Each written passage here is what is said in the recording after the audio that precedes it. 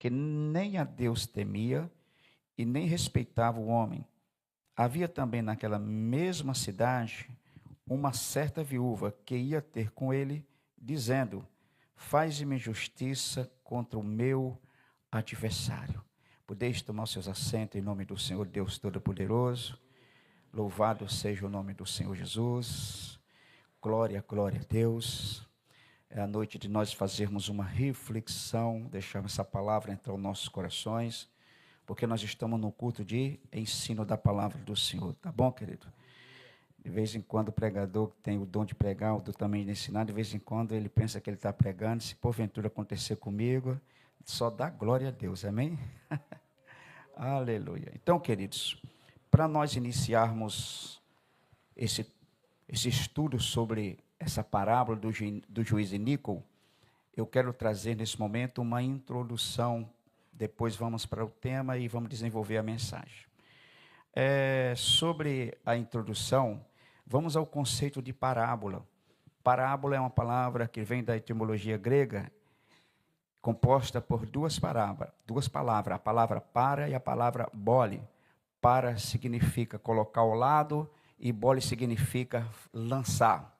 Ou seja, colocar algo ao lado, e esse lançar significa fazer menção, explicar o que significa aquilo que Jesus está falando.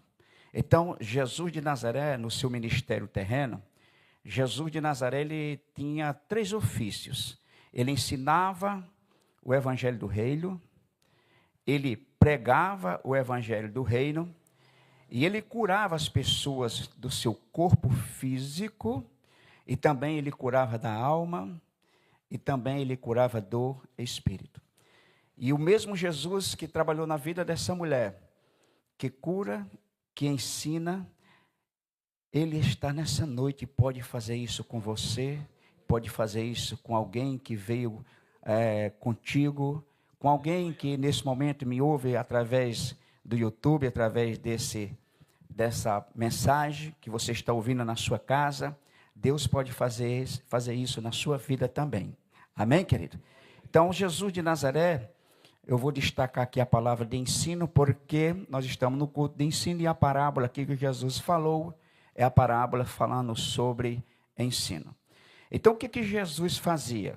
Na época de Jesus, Jesus pegava, quando estava ensinando a respeito das coisas de Deus, a respeito das coisas do seu reino, e como eu acabei de falar, a palavra parábola significa colocar ao lado, Jesus pegava algo contemporâneo da sua época, e ele acabava de trazer uma mensagem aos ouvintes, aqueles que estavam ouvindo a mensagem de Jesus, os ensinos de Jesus.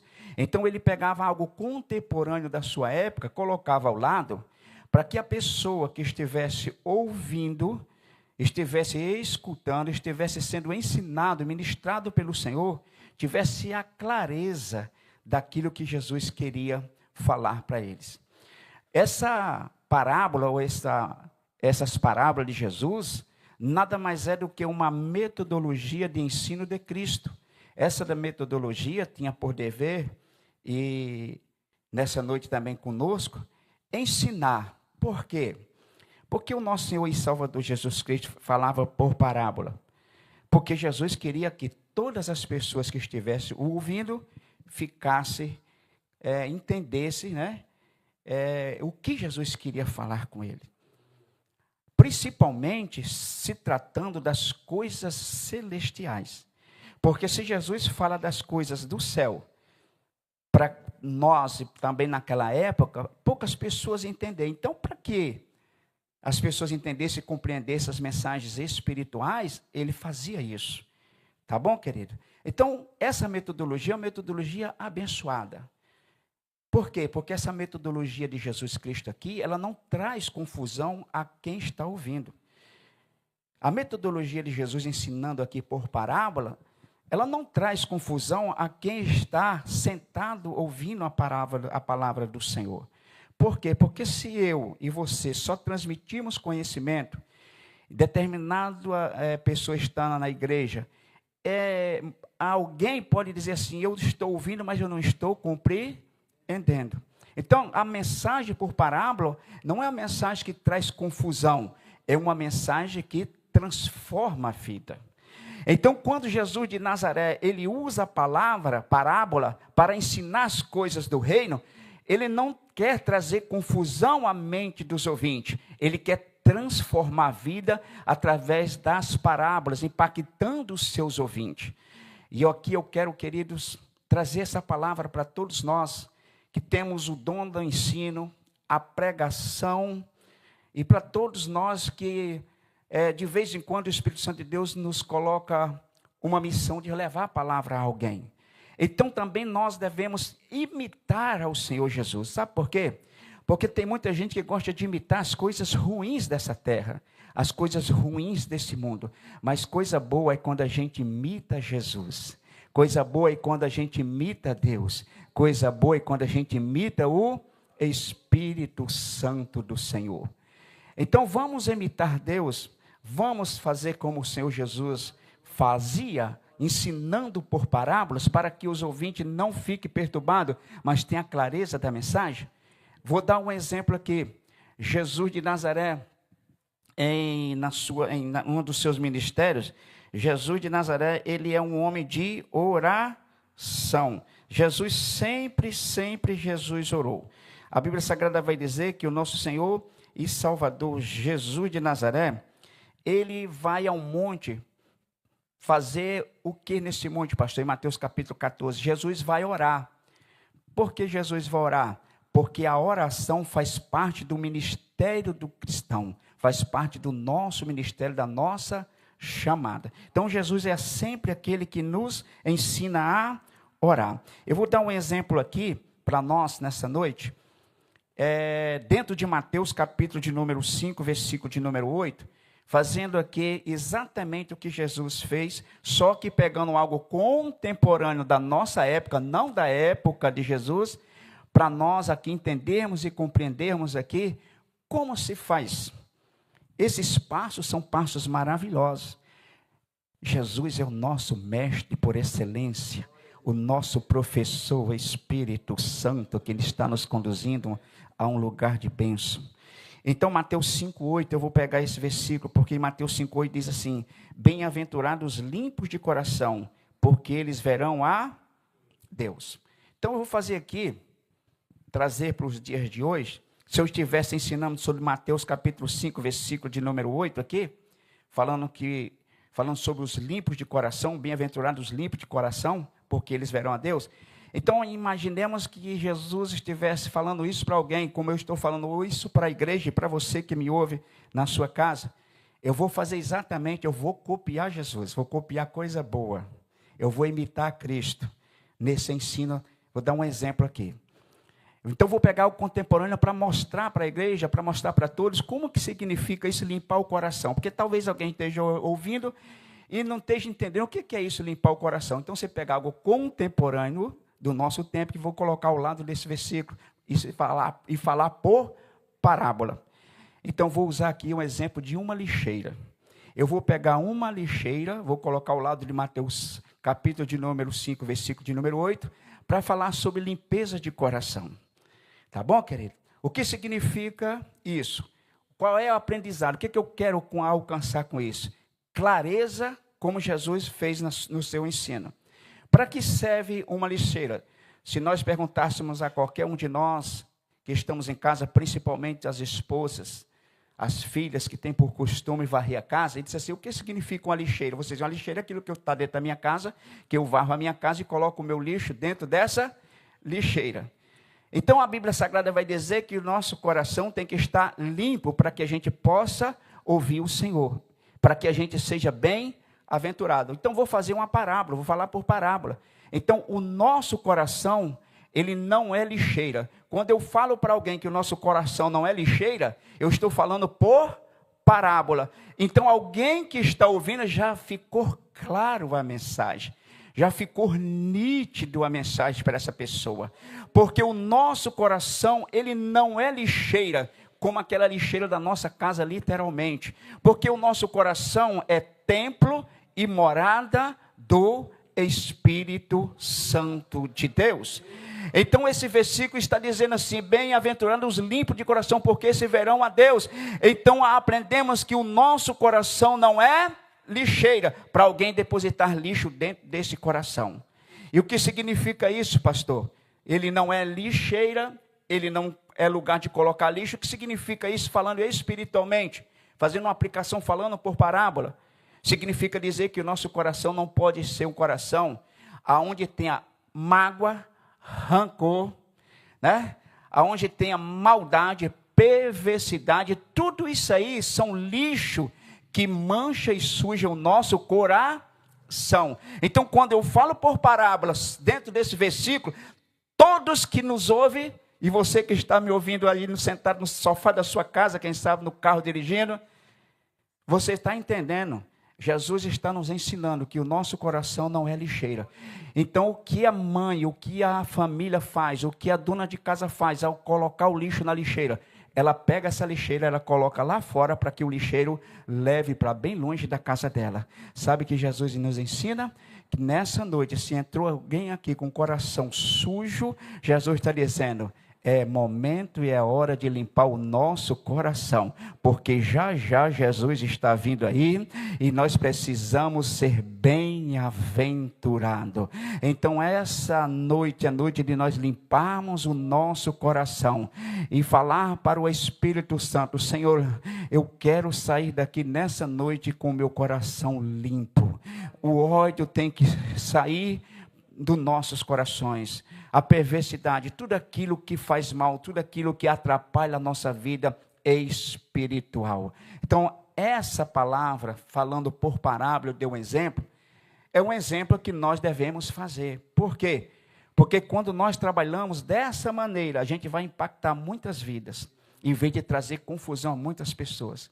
Infelizmente, de vez em quando, a gente se depara com pessoas que estão no culto, glorifica, exalta a Deus, está numa escola dominical, no culto de ensino, e a gente pergunta a essa pessoa o que foi falado, você entendeu, compreendeu? Foi falado isso, mas não ficou muito claro. Mas nessa noite, você que está aqui, que tem essa chamada, que tem esse dom, vamos imitar Jesus, vamos fazer como Jesus, pegar algo contemporâneo dessa época, de nós, onde nós estamos, e fazer uma aplicação para que todos entendam e compreendam o que Jesus de Nazaré quis falar com aquela palavra. Que nós sejamos sempre alvos da pessoa bendita do Espírito Santo de Deus, através do ensino e das instruções de Deus. Amém, querido? Você pode glorificar e exaltar o nome do Senhor, Deus Todo-Poderoso. Vou tomar aqui um gole de água. Então é isso que o Senhor quer que nós façamos. O conhecimento sem método, ele gera confusão, isso é uma metodologia. O conhecimento com método, ele gera transformação. Amém, queridos? Glória, glória, glória a Deus. Ainda tem alguém com o coração sujo, é o momento de dizer: Senhor, leva bem longe. O ser vergonha do encardido, de vez em quando coloca, né, uma sujeira no nosso coração. Essa noite ele está perdido, arruinado, derrotado, porque nossos corações vão sair daqui mais alvo do que a neve. Oh, rabanda subi andaraba. Oh, aleluia, mais cristalino do que a água. Quem faz isso? O Espírito Santo de Deus. Amém, querido?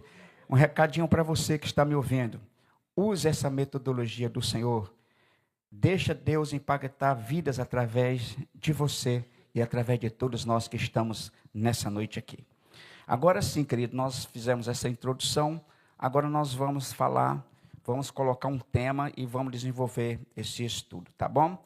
Eu quero ministrar a palavra do Senhor nessa noite, subordinado ao seguinte tema: os quatro propósitos desta parábola. Deus, ele trabalha sempre com propósito.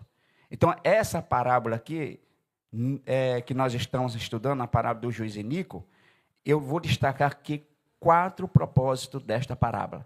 E cada propósito dessa parábola e dessa palavra, desse ensino, é bênção para nossas vidas. Amém, queridos? Então, já que você mandou o lixo embora, o coração está branco, bem alvinho, agora nós vamos mergulhar nas Sagradas Escrituras. O primeiro propósito dessa parábola é ensinar a perseverar na oração. Eu vou tomar uma água. Enquanto eu tomo a água, não deixo o fogo do altar se apagar, não. Da glória, da aleluia. Amém, querido? Então, o primeiro propósito desta parábola é ensinar a perseverar na oração. Olha o versículo 1 de Lucas 18. E contou-lhes também uma parábola sobre o dever de orar sempre e nunca desfalecer. Então, o propósito dessa parábola era mostrar para os discípulos, era ensinar os discípulos o dever deles sempre orarem. E orar constantemente, todo instante, sem esmorecer. Não é orar segunda e depois só orar 7 dias depois, não. É orar constantemente. Porque o nosso Senhor e Salvador Jesus Cristo, ele estava aqui no ministério terreno em forma corpórea. Jesus sabia que ele ia ser assunto aos céus. Naquele exato momento, Jesus ouvia a voz de Pedro, a voz de João, a voz de Lucas, de André. Jesus ouvia a voz de todos os seus discípulos. Mas Jesus sabia que um pouquinho à frente ele iria deixar os seus discípulos, iria ser assunto aos céus. Então Jesus está dizendo, eu quero continuar ouvindo a sua voz. Isso significa Jesus dizer, eu quero continuar ouvindo a voz de todos os meus discípulos. Sabe que Jesus está dizendo para mim e para você? Ele tem saudade, irmão, da nossa voz. Então, nessa noite, quem sabe você entrou nesse lugar e esteja dizendo assim, eu estou tão ausente da oração. Jesus está dizendo, volte a orar, porque Jesus tem saudade da sua voz. Jesus quer ouvir a sua voz. Oh, Rambandassubi andaracébia. Quando um filho nosso fica muito distante de nós e um tempo sem falar conosco, né? Aí alguém diz assim, nunca mais ouvi a voz do meu filho, será que ele está bem? E você faz questão de ligar para ele, como é que está, meu filho? Só porque você quer ouvir a voz dele. Deus é o nosso Pai, nós somos os seus filhos. O Pai quer ouvir a voz dos seus filhos através do ministério da oração. Então volte a orar, porque Jesus diz assim, ó, ensinar a perseverar na oração. É o dever de todos nós como cristãos, todos nós como servos do nosso Senhor e Salvador Jesus Cristo. Amém?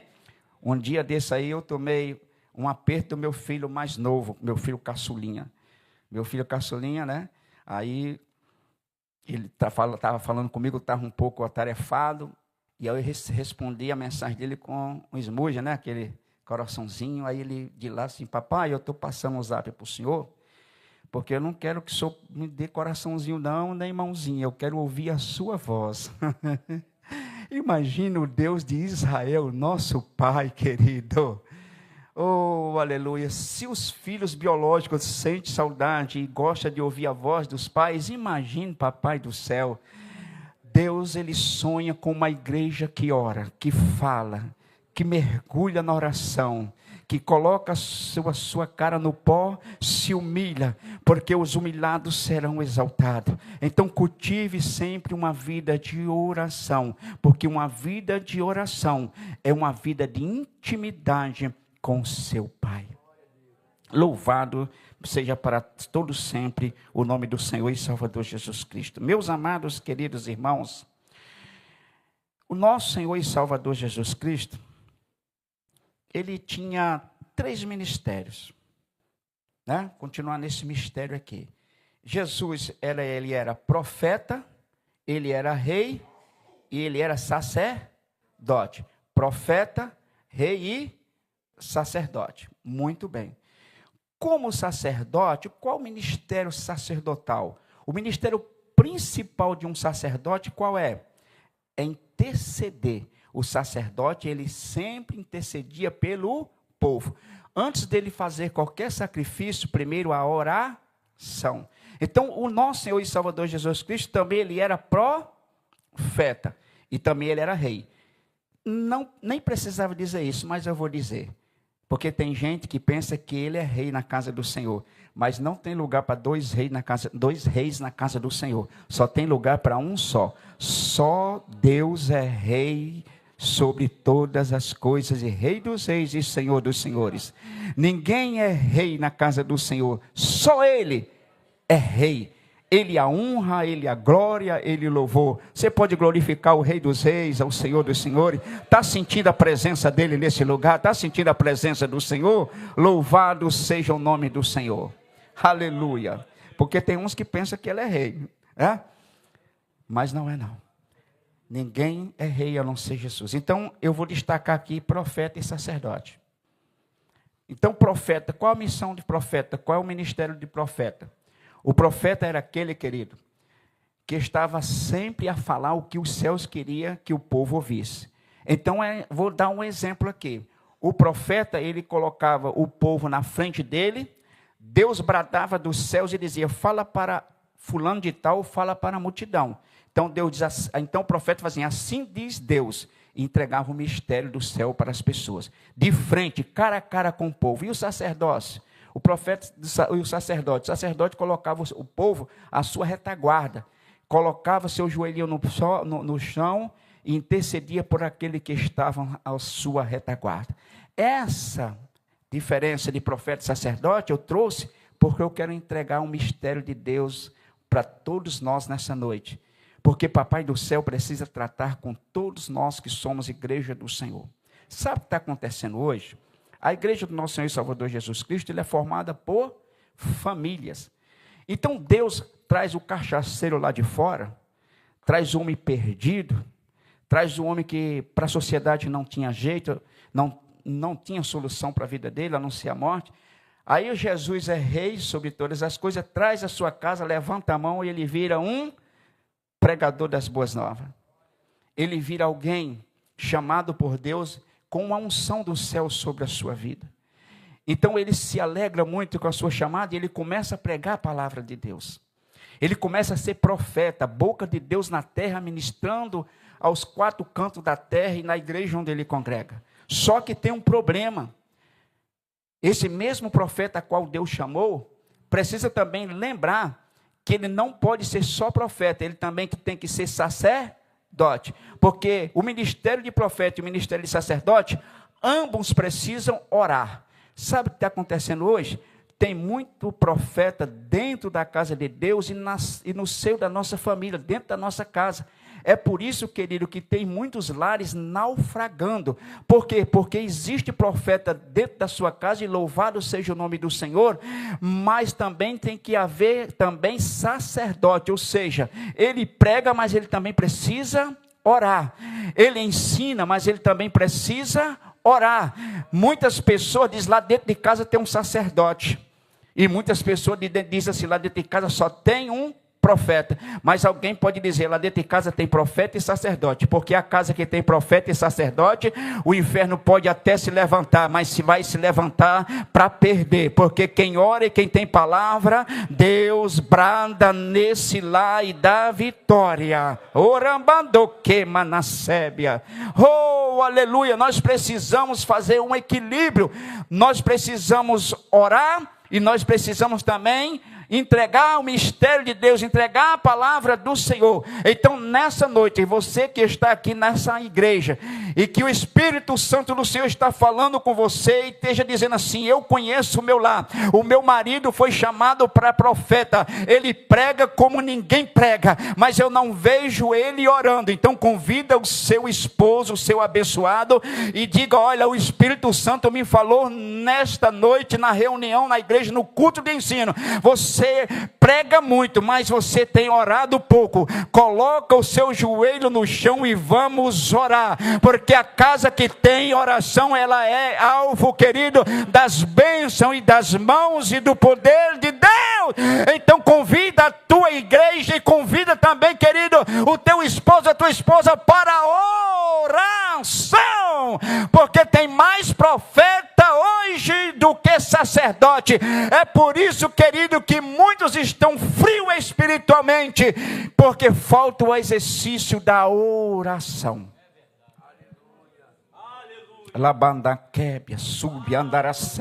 Eu quero trazer uma palavra para você que me ouve nesse momento, que você que está sentado aí, esteja dizendo: o Espírito Santo, Deus está falando comigo. Você que Deus chamou para pregar, mas tem negligenciado a oração, oração e palavra. O Senhor, o Espírito Santo, manda entregar essa mensagem para você.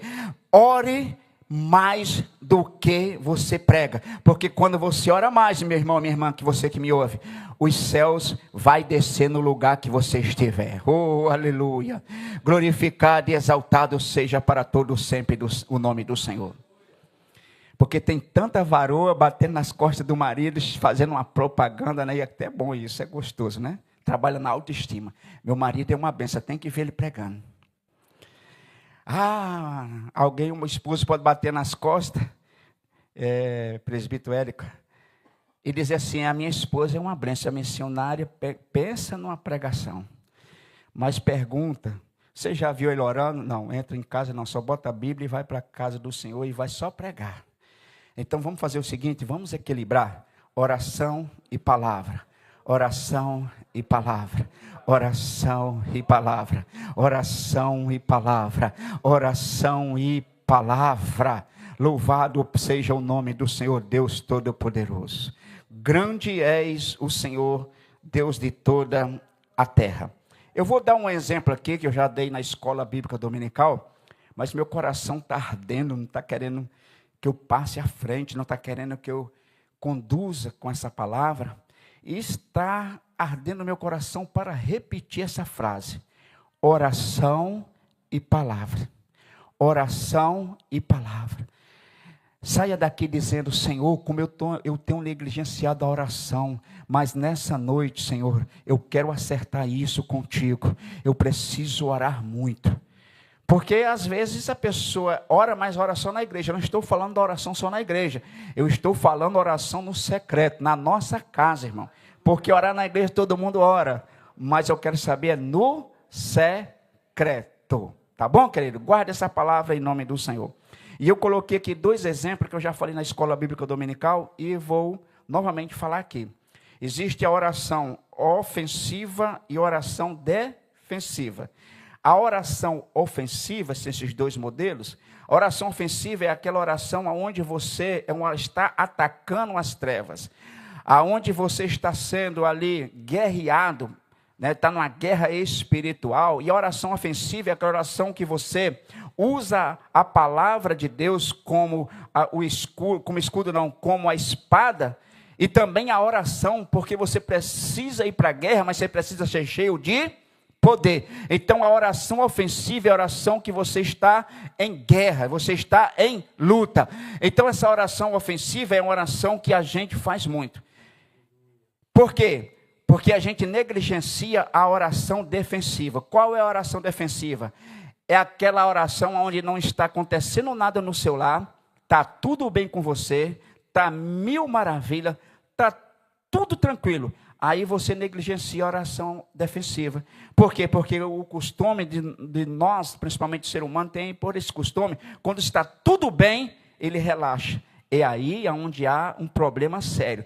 Porque quando você está relaxado, o inimigo pode achar uma brecha e começar a guerrear contra a sua vida e a sua família. Então existe a oração defensiva e a oração ofensiva. A oração defensiva e a oração ofensiva. A oração ofensiva é a oração de ataque. A oração defensiva é aquela oração que você se defende. Dá um exemplo, pastor. Por exemplo, está tudo bem lá na minha casa, está tudo 1000 maravilhas. Não preciso orar defensivamente, não tem ataque do inimigo, não estou em guerra, estou relaxado. Que coisa linda. Mas mesmo não passando por luta e por problema, eu preciso continuar fazendo essa oração. Que oração? Oração defensiva. Como é que eu oro? Salmo 91. Senhor da glória, eu estou indo para o mundo aí fora, eu estou indo para fora da minha casa. Me guarde, me protege, me livre. Porque 1000 cairão ao meu lado, 10.000 à minha esquerda, mas eu não serei atingido. Oh, aleluia. Essa oração a gente tem que orar constantemente. constantemente. A oração defensiva é a oração que você pede aos céus para que você seja guardado, que você seja protegido, que você receba a bênção do Senhor, que Deus vá na frente te guardando, te protegendo, oh aleluia, levando tudo que não presta para bem longe de você, querido. Então os céus estão te proclamando nessa noite essa palavra. Precisamos orar mais defensivamente, querido. Sabe por quê? Porque quando a gente negligencia a oração defensiva, a gente tem que orar ofensivamente. E quando a gente vai orar ofensivamente, geralmente a gente não ora sozinho, a gente convida a igreja, a gente chama o pastor, a gente chama um amigo, a gente chama alguém de oração. Então a gente necessita que uns e outros orem conosco, porque estamos em guerra, estamos em peleja. E se perguntar o que foi que aconteceu, alguém pode olhar para trás e dizer: eu negligenciei a oração defensiva. Em vez de estar de joelho pedindo guarda, proteção ao Deus de Israel, eu negligenciei, não fiz. Mas nessa noite é noite de você dizer: eu não fazia, mas agora eu vou fazer. Eu não sabia, mas agora, já que eu entendi, já que eu recebi essa mensagem, eu vou praticar essa mensagem. Eu vou praticar essa instrução, melhor dizendo. Então você que está me ouvindo através deste canal, no YouTube, nas redes sociais, a oração ofensiva e a oração defensiva tem que fazer parte da sua vida. Mas ore mais defensivamente, porque quando o inimigo se levantar, você vai dizer para ele assim: vem porque eu estou forte. Mas se você não ora defensivamente, você continua fraco. E Deus não quer uma igreja fraca, Deus quer uma igreja forte na oração. Louvado, engrandecido seja para todos sempre o nome do Senhor Deus Todo-Poderoso. Quem sabe você que está me ouvindo nessa noite aqui, e através desse meio de comunicação que é o YouTube, as redes sociais, quem sabe você tem um filho, você tem uma filha, e que você esteja dizendo: eles não estão fazendo nem oração defensiva, nem oração ofensiva, ou seja, eles não estão orando. Então convida a tua família e diga assim: existe oração ofensiva e oração defensiva. Chama a tua família para dizer: vamos orar, porque a oração move os céus e move a mão de Deus. Quem sabe você que esteja nessa noite aqui, esteja dizendo: eu estou vendo um filho, uma filha chorando, vai voltar para a tua casa e vai dizer assim: meu filho e minha filha, você está chorando hoje, mas a alegria vai vir pelo amanhecer, porque papai vai orar, mamãe vai orar, o inimigo vai ser derrotado e nós vamos cantar o hino da vitória. Quem crê glorifica e exalta o nome do Deus Todo-Poderoso, porque o glória que você dá, o aleluia que você dá, não é para o pregador, é para Jesus de Nazaré. É necessário que ele cresça e que eu diminua, como falou João ao batizar Jesus no Jordão, querido. Então essas são as instruções do céu para a minha vida e para a sua vida. Louvado, engrandecido seja para todos sempre o nome do Senhor. Aleluia. Deus não rejeita a oração. Aleluia. Louvado seja o nome do Senhor Deus Todo-Poderoso. Eu vou tomar um gole dessa água e continue dando glória e aleluia. Segundo propósito desta parábola é ensinar sobre o fator tempo. Segundo propósito, Jesus queria ensinar os seus discípulos sobre o fator tempo. Olha o versículo 4. E por algum tempo não quis atendê-la. Ou seja, o juiz Iníquo não quis atender essa mulher por algum tempo.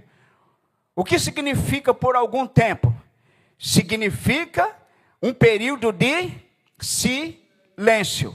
A mulher, ela ia constantemente ao juiz pedir para que ele fizesse justiça, julgasse a sua causa. Mas o juiz Iníquo ficava em silêncio. Então aqui nessa noite nós vamos entender e compreender algo profundo. Porque Jesus está aqui ensinando os seus discípulos sobre o fator tempo. Existe o tempo Cronos e o tempo Kairos. O tempo Cronos é o nosso tempo. Janeiro, fevereiro, março, abril, 2026, 27, 2030. Esse é o tempo Cronos, o tempo que rege as nossas vidas. Mas o tempo Kairos é o tempo de Deus. O tempo crono, que é esse relógio que está no meu pulso e está no seu pulso, marca o tempo presente. Esse tempo é o nosso tempo. É o tempo Cronos. Mas o relógio que está no pulso de Jesus marca o tempo Kairos dele. O que Jesus estava dizendo era para os discípulos que as bênçãos dele, que as promessas que eles gostariam de ser recebidas das mãos de Jesus, passaria por um período chamado de silêncio, porque no tempo Cronos houve um silêncio. No tempo Cronos há silêncio. Quem sabe você está me ouvindo nessa noite, esteja dizendo: pastor, eu tenho orado, mas eu estou no tempo Cronos, está um silêncio danado. Mas eu quero dizer para você, se prepare, porque esse silêncio é passageiro. Oh, aleluia, eu estou sentindo a graça de Papai do Céu nessa noite. Porque quando chegar o tempo Cronos de Deus, querido, que é o tempo de Deus agir, aí o silêncio vai sair para dar lugar à alegria e à celebração e o júbilo. Recebe essa palavra em nome do Senhor Deus Todo-Poderoso. Quem sabe você nessa noite, querido, esteja dizendo: pastor, estou vivendo o tempo Cronos, o tempo do silêncio, eu estou orando, parece que o Senhor se esqueceu de mim, eu estou orando, parece que as coisas não estão indo bem, parece que Jesus não me ouve. Jesus está dizendo assim: o tempo Cronos é o seu tempo, eu não ajo no seu tempo, eu ajo no tempo de Deus. O tempo Kairos de Deus é o tempo de Deus nos abençoar, querido. O tempo Kairos de Deus é o tempo de celebrar. O tempo Kairos de Deus é o tempo de barulho santo na terra. Receba essa palavra em nome do Senhor Deus Todo-Poderoso. Por algum tempo ele não quis atender, mas depois Jesus usa essa palavra para dizer que o Senhor ouviu, querido, porque o juiz iníquo diz assim: como essa mulher me molesta de dia e de noite, eu irei fazer justiça sobre a sua vida. Jesus está dizendo: continue clamando de dia e de noite, porque o tempo crono, querido, é um tempo de silêncio, mas o tempo Kairos é tempo de alegria e de júbilo no Senhor da glória. Labandaquébia na sébia. Ah, Senhor da glória. Porque é tão importante, pastor, esperar o tempo Kairos de Deus, porque quando as bênçãos vêm no tempo Kairos, que é o tempo de Deus, ela vem guardada e protegida pelos céus. Ninguém rouba a tua bênção, ninguém furta a tua bênção, ela é protegida pelos céus. Quando os céus se abrem no tempo Kairos, a bênção vai chegar, você vai glorificar. E eu já quero abrir uma palavra profética: vai ter bolo, vai ter refrigerante, porque Papai do Céu já está dizendo para você: prepare-te a mesa, porque o Kairos de Deus vai te alcançar. Receba essa palavra em nome do Senhor Deus Todo-Poderoso. Ah, Senhor da glória. Tem muita gente, querido, desistindo, mas Papai do Céu está dizendo nessa noite: espere o Kairos, espere o meu tempo, porque no meu tempo vai acontecer. No meu tempo vai acontecer. Oh, aleluia. Quem sabe você esteja vivendo um tempo Kairos, um tempo de silêncio. Parece, pastor, você está tão repetitivo, mas é o Espírito Santo de Deus que está falando isso ao meu coração. Uma forma didática do Senhor falar, para que as pessoas entenderam, era fazer sempre uma repetição. O tempo Kairos vai te alcançar. Você que está perto de alguém aí, seja profeta de Deus para essa pessoa, aperta a mão dela e me ajuda a pregar. Profetiza, diga assim: o tempo Kairos de Deus, diga, o tempo Kairos de Deus está chegando na sua vida. Diga assim: o tempo Kairos de Deus está chegando na sua vida. Profetiza isso na vida do seu irmão, da sua irmã que está bem pertinho de você. Agora você vai vai soltar a mão dela e vai se colocar a mão no seu coração. Porque coisa boa é profetizar a bênção para o próximo, mas coisa boa é profetizar a bênção para nós mesmos. E diga assim: o tempo Kairos de Deus vai me alcançar. Diga assim: inunda o meu coração com essa palavra, Senhor. Traz uma alegria que eu nunca mais senti. Porque o Kairos de Deus, quando chega na minha vida, no nosso coração, querido, você sai os quatro cantos da terra dizendo: só o Senhor é Deus. Eu estou de pé porque Deus restaurou a minha vida. Eu estou aqui porque Papai do Céu abriu uma porta. Eu estou aqui dando culto de ação de graça porque os médicos me desenganaram, mas Deus foi quem teve a última palavra. para a minha vida e para a tua família, querido. O Kairós de Deus vai te alcançar, como alcançou esta mulher. Louvado, engrandecido para todos sempre seja o nome do Senhor.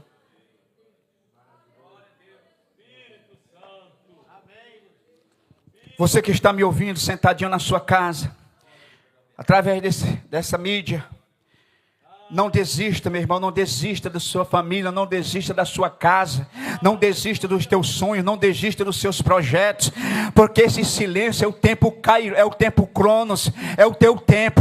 Então Deus está dizendo, transporte um pouquinho a tua visão, eleva um pouquinho a tua fé, eleva um pouquinho o teu pensamento aos céus, como o Salmo de número 121, eleva os meus olhos para os montes, de onde me virá o meu socorro veio do Senhor que fez os céus e a terra. Saia do tempo Cronos, entra no tempo Kairós, porque bênção está chegando aí. Aleluia. Por que essa mulher alcançou essa vitória, querida? Porque a palavra do Senhor vai dizer que essa mulher, ela não desistiu. Ela perseverou até que o juiz iníquo fizesse justiça na vida dela.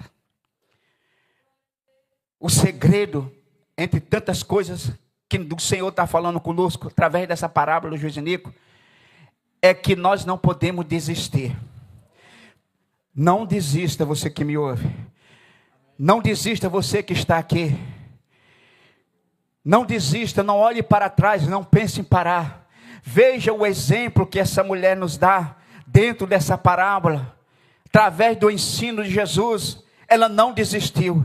Porque tem pessoas, querido, que recebem só um não, já entrega tudo. Eu vou entregar, Jesus. Tem pessoa que recebe um não, já fica dizendo, eu não quero mais sair da minha casa, eu vou me aposentar espiritualmente, vou ficar aqui aguardando, quem sabe um dia eu saio desse lugar. Faça isso não. O exemplo dessa mulher é exemplo para nós, irmãos. Nós não podemos desistir de jeito nenhum.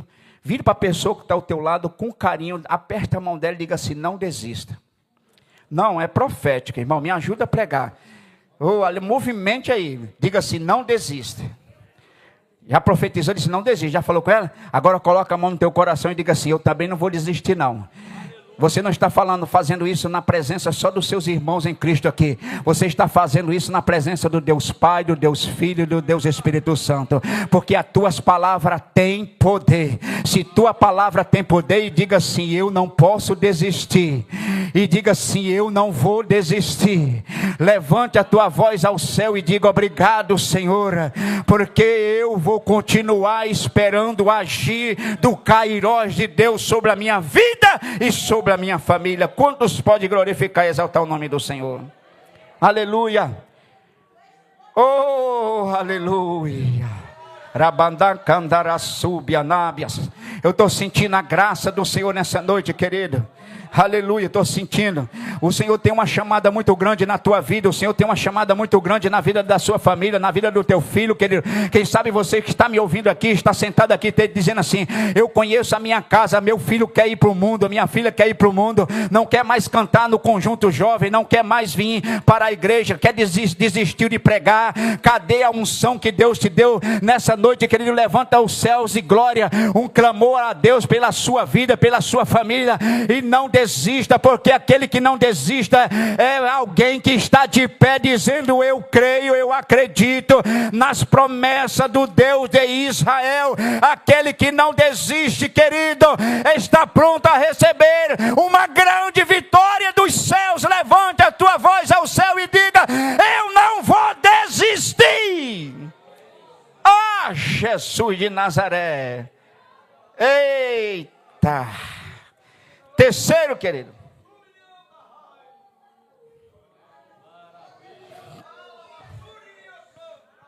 Labadá, subiandará, subiandará. Aleluia. Aleluia. Oh, aleluia. Quem não desiste é exemplo para alguém que quer desistir. Vem fresquinho, eu vou entregar.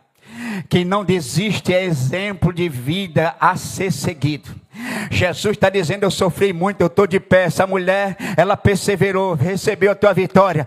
Quem está de pé perseverando vai receber boas novas de salvação, de bênção sobre a sua vida. Levante ao céu de glória a sua mão e diga obrigado, Senhor, porque esse obrigado você está dizendo, Senhor, eu sou grato a ti por essa vitória alcançada nessa noite. Não desista, o vento está soprando, mas eu vou continuar perseverando. A luta está ferrenha, mas eu vou continuar perseverando. Estão me caluniando, mas eu vou continuar perseverando.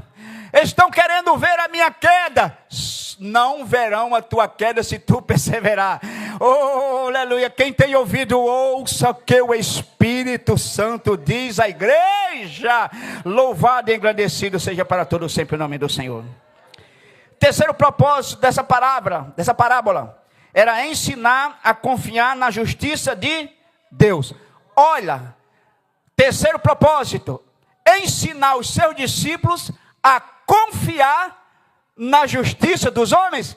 Não, na justiça de Deus. Tem alguém aqui que confia na justiça de Deus? Cadê? A cena assim. Oh, olha aí, Jesus, olha aí, não é para mim não, é para o Senhor. Ei, querido, é para o Senhor. Esse sinal não é para o pregador, é para Jesus de Nazaré, querido. Aqueles que confiam no justo juiz. Eu confio. Olha aqui, versículo 6 e versículo 7. E disse o Senhor, ouvi o que diz o injusto juiz? Versículo 7. E Deus não fará justiça aos seus escolhidos, que clamam a Ele de dia e de noite, ainda que tardio para com eles? Então o Senhor Jesus está entregando essa parábola aos seus discípulos. Pedro, Tiago e João já dormem no Senhor. Jesus ressuscitou e está vivo. O Espírito Santo de Deus está nessa igreja. E os discípulos somos nós que estamos vivos ao ouvir essa mesma parábola. E eu quero dizer para você que não será a última vez que você vai ouvir. O Espírito Santo de Deus vai conduzir outros a falar sobre essa parábola. Por que, pastor, eu vou ter que ouvir essa parábola? Porque a tendência de você, e todos os seres humanos, né, a esquecer daquilo que ele ouviu. Então o Espírito Santo de Deus manda alguém falar a mesma parábola. Para quê? Para fazer você relembrar, recordar que o Deus de justiça é o Deus da tua vida. Oh, aleluia. Quando ele faz isso, ele trabalha na sua fé. E aí você acredita e você vai caminhando, dando glória ao Senhor. Quando você está fraquinho na fé, aí vem outro pastor, fala a mesma parábola. Assim, meu Deus do céu, a terceira parábola é porque você quer desistir. Jesus está dizendo, não desista, porque eu sou o seu Deus de justiça.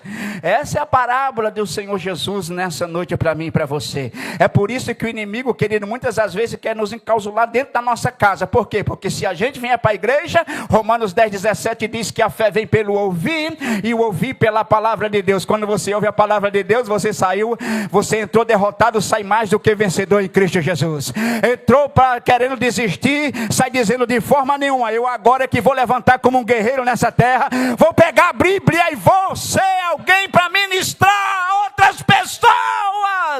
Você vai sair daqui hoje, querido, diferente, porque não por mim, mas pelo Espírito e o poder do céu sobre esta palavra. Louvado e engrandecido seja o nome do Senhor. Meus queridos irmãos, trazendo aqui o contexto histórico dentro dessa passagem bíblica aqui, é ensinar a confiar na justiça de Deus ou no justo juiz. Porque o texto diz que aquele juiz era um juiz iníquo. Quando você vai estudar o contexto histórico, você verifica que naquela época, os governantes, aquele que governava sobre o povo, ele tinha poder de julgar as pessoas, politicamente, usando sistema de justiça. E essas pessoas não temiam a Deus, esses governantes não temiam a Deus.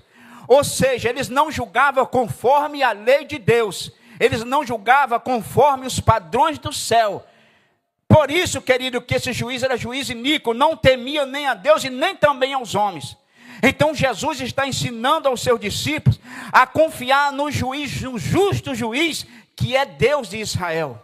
Então Jesus está ensinando que os discípulos devem confiar na justiça reta e santa do Deus de Israel. Jesus está apontando aqui o caminho reto, o caminho a ser seguido. E qual é o caminho? É confiar e entregar tudo nas mãos de Deus. Eu não sei se você entrou nessa noite aqui, tem alguma causa para Papai do Céu resolver. Você não está entregando a tua vida, não entregou a tua vida nem a tua causa a um juiz iníquo, mas você está entregando a um juiz sobre toda a terra, reto, justo. Ele é o juiz que cuida da tua vida, querido, dos teus negócios. Você vai sair vencedor. O cântico de vitória está chegando aí, querido, porque você confiou os seus sonhos, os seus projetos nas mãos do juiz justo, que é o Deus de Israel. Porque naquela época ele julgava, querido, não segundo os padrões bíblicos. O juiz iníquo, ele não temia Deus nem os homens. E essa mulher aqui, querida, ela esperou muito tempo. Ela esperou muito tempo por esse juiz fazer algo na vida dela. Aí Jesus disse assim: não fará justiça aos seus escolhidos que clamam de dia e de noite, ainda que vos faça esperar. O que Jesus está dizendo com esse faça esperar? Jesus está dizendo que mesmo que ele tarde um pouquinho, ele é fiel para fazer o que você tem pedido a ele. Ele é fiel, querido, para fazer algo acontecer na sua vida. Você pode glorificar e exaltar o nome do Senhor, Deus Todo-Poderoso? Aleluia! Essa mulher aqui, querido, eu já estou encerrando. Quando o pregador está encerrando, é meia hora, viu? Rapidinho passa. Meia-noite acaba o sermão. Preste atenção. Nós estamos falando de uma mulher viúva. Naquela época, uma viúva, ela não tinha condições financeiras para pagar um advogado. Ela não tinha condições financeiras para pagar um tribunal, né, para trazer excelente advogado, excelente juiz para resolver a sua causa. Ela precisava da benevolência de um juiz iníquo. O que Jesus está dizendo é o seguinte: se o juiz iníquo fez coisa boa na vida dessa mulher, quanto mais o juiz que vocês entregaram a sua vida. Levanta a tua voz ao céu, porque o juiz que guarda, que protege, que batalha nossas vidas, querido. Ei, irmãos, escute aqui, ele é um juiz justo. Naquela época existiam muitas pessoas que subordinavam algumas autoridades, porque tinham poder político, bom relacionamento, tinha um dinheiro forte. Aí Jesus está dizendo aqui para mim e para você nessa noite: você não, eu vou falar, Jesus, eu estou sentindo uma alegria no meu coração. Ei, irmão, você não precisa pagar esse advogado que é Jesus Cristo, não, é 0800. Jesus está dizendo hoje à noite de você entregar esse processo que você está aguardando ser resolvido nas mãos daquele que vai resolver e não vai te cobrar um centavo, é 0800. Ele só precisa de uma coisa, de quê, pastor? De fé. Quantos acreditam? Quantos têm fé que Jesus é alguém que vai resolver a sua vida? Glorifique e exalte o nome do Senhor Deus Todo-Poderoso. Aleluia. Porque existia um tratamento naquela época desigual. Porque principalmente no aspecto social, não só no relacionamento, mas no poder aquisitivo. Mas Jesus não é aquele que faz acepção de pessoa. Ele é aquele que trabalha por igualdade com todas as pessoas. Ele te ama, ele te ama, ele te ama. Independente da sua posição social ou de quanto dinheiro você tiver no banco ou no seu bolso. Ele só olha para o seu coração e te diz nessa noite: eu te amo. Quem sabe você que está me ouvindo esteja dizendo assim: ninguém me ama, Deus te ama. Você que está me ouvindo aqui e no canal de YouTube, está dizendo: ninguém gosta de mim, Deus está dizendo: eu gosto de você. Dá para dar um glória a Deus?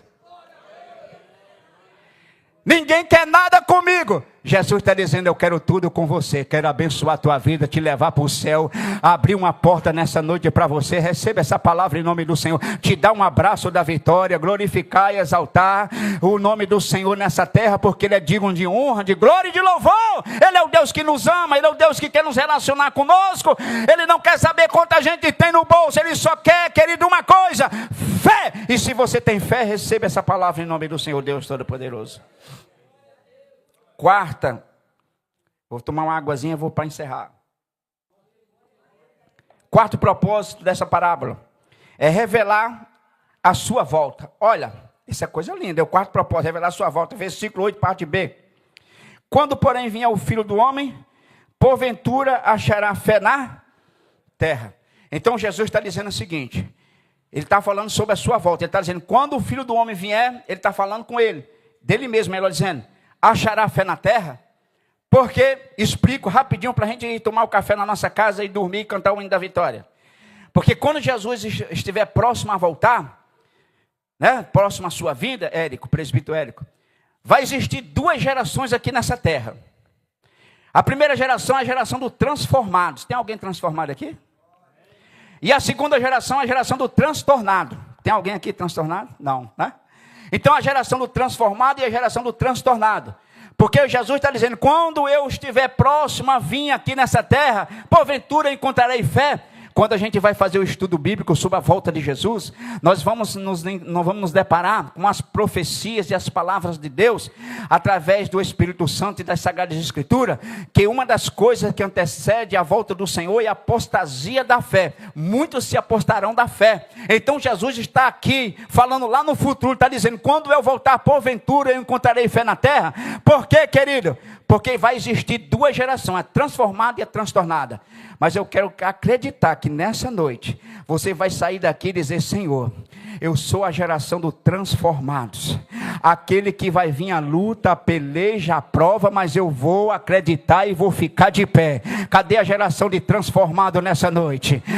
A geração de transformado é a geração que ouve a verdade da palavra e prefere ficar na verdade. A geração do transformado é aquele que diz assim, eu não tenho um laço com o pecado, eu tenho um laço com a eternidade, com a santidade. Essa geração é a geração transformada pela palavra, através do Espírito Santo do Senhor, que busca salvação, fé na pessoa bendita do Senhor, aonde o vento está soprando, aonde a prova está ardendo, está doendo, mas você está dizendo para a prova e para o vento, está dizendo, eu sou a geração do arrebatamento. Cadê a geração do arrebatamento?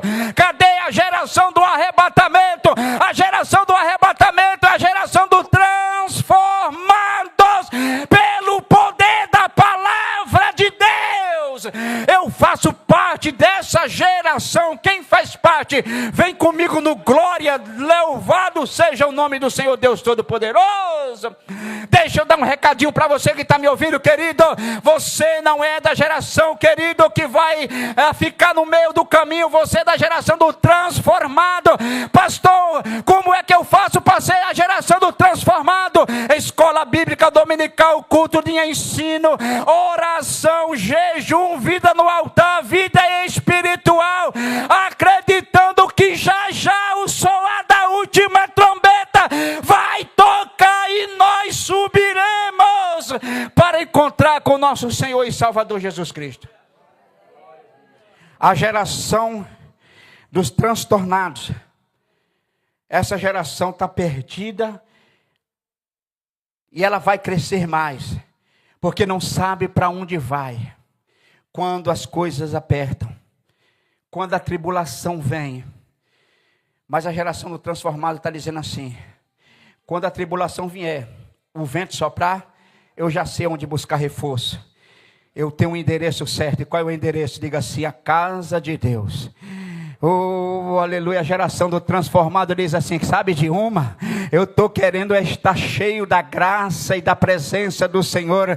E quem tem ouvido, ouça o que o Espírito diz à igreja.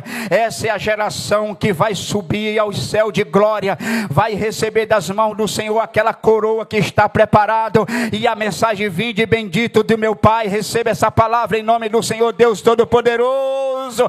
Essa geração é a geração que vai alegrar os céus quando Jesus voltar. Por quê? Eu vou encerrar. Porque existe fé para suportar e fé para conquistar. A geração do transformado é a geração que tem fé para conquistar. E a geração do transtornado é a geração que tem fé passageira. É uma fé momentânea.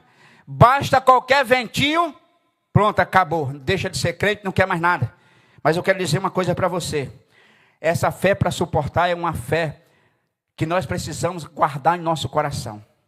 Porque tem gente que diz assim, eu vou conseguir, eu vou receber, eu vou fazer exatamente o que Jesus fez. Eu vou ficar na torre de vigilância, porque já já Deus vai me dar a vitória.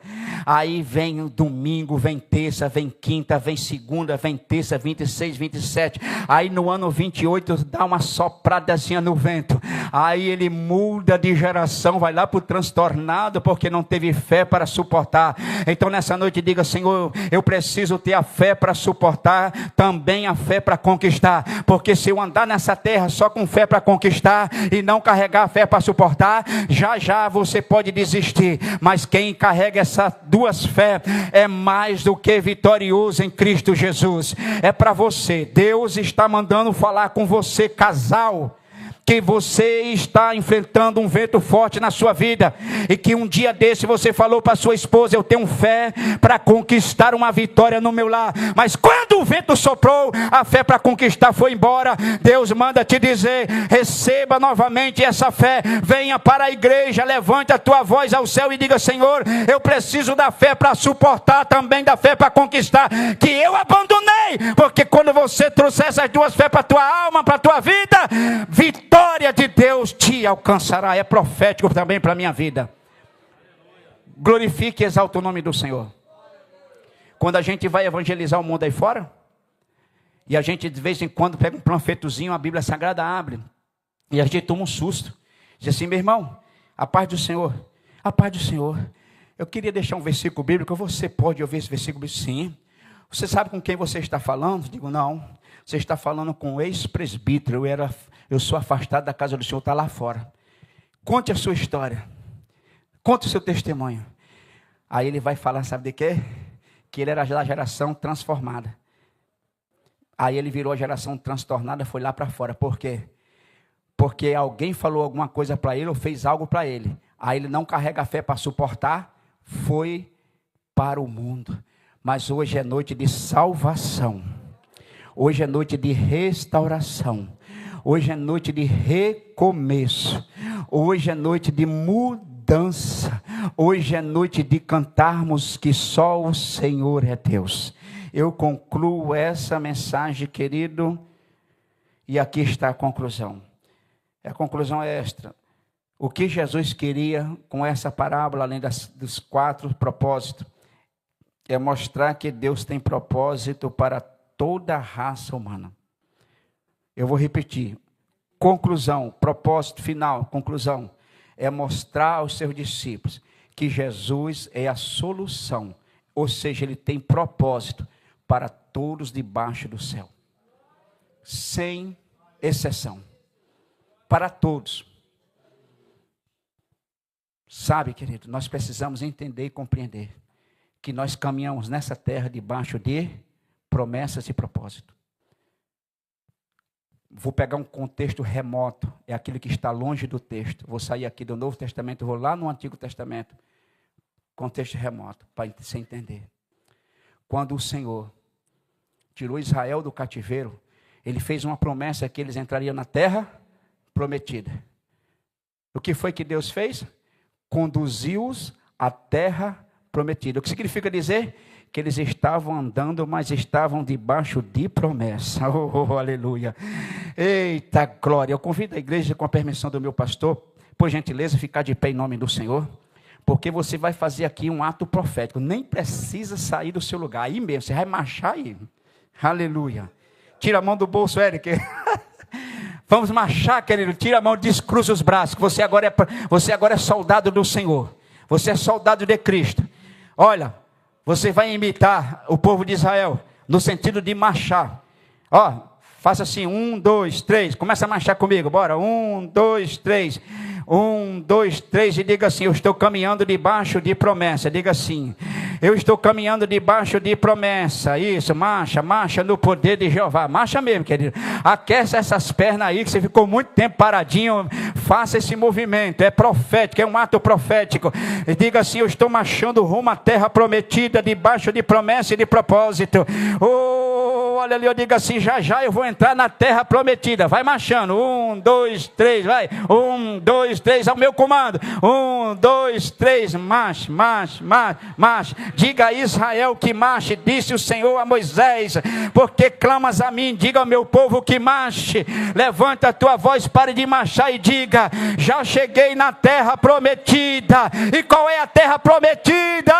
É a igreja do Senhor com o seu nome escrito no livro da vida. Glorifica e exalta o Deus Todo-Poderoso. Pai, em nome do seu Filho amado Jesus Cristo, essa foi a mensagem que o Senhor colocou no meu coração sobre essa parábola. E tudo que foi falado aqui, eu tenho certeza que o Espírito Santo do Senhor fará prosperar. Porque a tua palavra, Senhor Deus, não é vazia. Antes ela traz ou faz aquilo que te apraz, Senhor. E no momento certo, eu acredito que a sua igreja irá, Senhor Deus, glorificar e exaltar o seu nome por bênção recebida. Você pode exaltar e glorificar o nome do Senhor Deus Todo-Poderoso. E encerro essa mensagem, e essas salvas de palmas que você vai dar não é para mim, porque toda exaltação é para Deus. Uma linda salva de palmas para o Pai, para o Filho e para o Espírito Santo de Deus, aonde a honra, a glória e louvor é